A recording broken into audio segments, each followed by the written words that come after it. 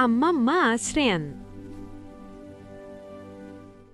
ఒక ప్రశాంతమైన గ్రామంలో ఉదయ సూర్యుడు పాడైన ఇళ్లమీద మృదువుగా కాంతి చల్లుతుండగా ఒక చిన్న అనాథ బాలిక మీరా జీవిస్తోంది. జీవితంలో మీరా చాలా కోల్పోయింది, కాని ధైర్యాన్ని మాత్రం కాదు. ప్రతిరోజూ ఆకలి మీరాతో నడిచేది. అయినా ఆమె కళ్లలో ఒక చిన్న ఆశ వెలుగుతూ ఉండేది, ఎవరో ఒకరు తనపై దయచూపుతారని. ఒక సాయంత్రం విధి ఆమెకు సమాధానమిచ్చింది. ఒంటరిగా కూర్చున్న ఆ చిన్నారిని ఒక దయామయమైన అమ్మమ్మ గమనించింది.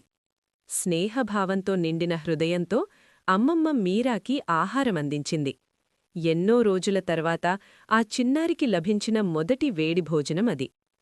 ఆ రాత్రి మీరా కేవలం ఓ ఆశ్రయం మాత్రమే కాదు, ఒక కుటుంబాన్ని కూడా కనుగొంది. రోజులు గడిచే కొద్దీ అమ్మమ్మ ప్రేమ మీరా మనసులోని గాయాలను నెమ్మదిగా నయం చేసింది. ఇప్పుడవి ఇద్దరూ పరాయివారు కాదు, కుటుంబం. చేతులు పట్టుకుని జీవిత మార్గంలో కలసి నడిచారు.